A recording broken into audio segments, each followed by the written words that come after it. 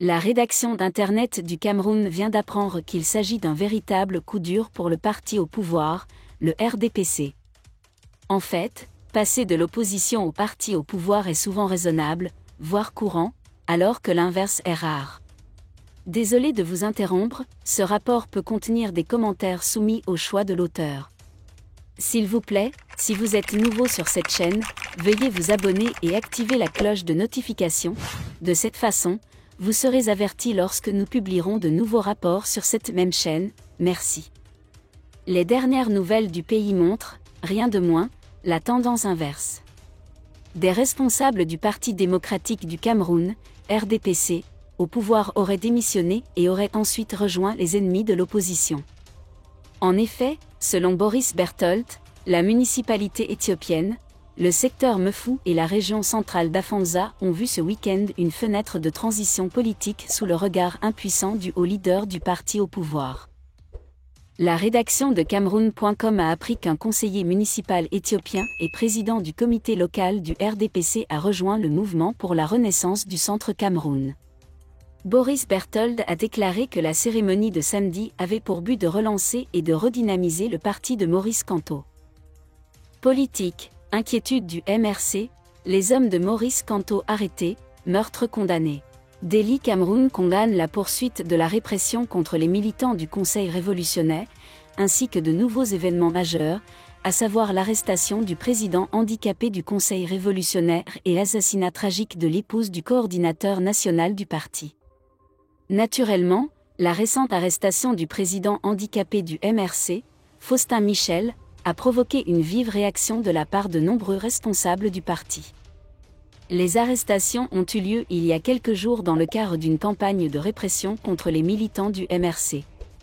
Essatou Bouba Dalil a condamné l'arrestation dans une publication et l'a souligné. Faustin Michel refuse de dire du mal des hommes politiques qui ébranlent le régime.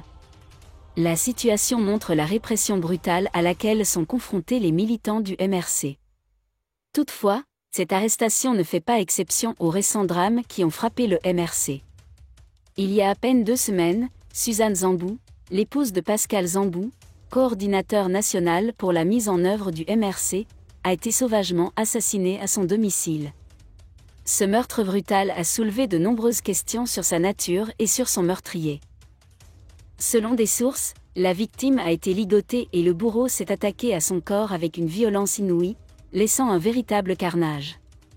Il convient de noter que Pascal Zan, membre du comité exécutif du MRC, purge actuellement une peine de 7 ans de prison à la prison centrale de Yaoundé. En octobre 2020, il a été condamné par le tribunal militaire de Yaoundé pour la marche pacifique organisée par le parti en septembre 2020. Ces tragédies suscitent de sérieuses inquiétudes quant à la situation des droits de l'homme et de la liberté d'expression au Cameroun. La répression en cours contre les militants du mouvement révolutionnaire congolais soulève des questions sur les principes démocratiques du pays et sur le respect des droits fondamentaux. Ces incidents doivent être mis en lumière et leurs auteurs traduits en justice. La communauté internationale doit également prêter une attention particulière à la situation au Cameroun et exercer une pression diplomatique pour garantir le respect des droits de l'homme et la protection des militants politiques. Les autorités camerounaises devraient désormais prendre des mesures pour mettre fin à la répression afin de créer un environnement politique respectueux de la diversité des attitudes et des droits fondamentaux.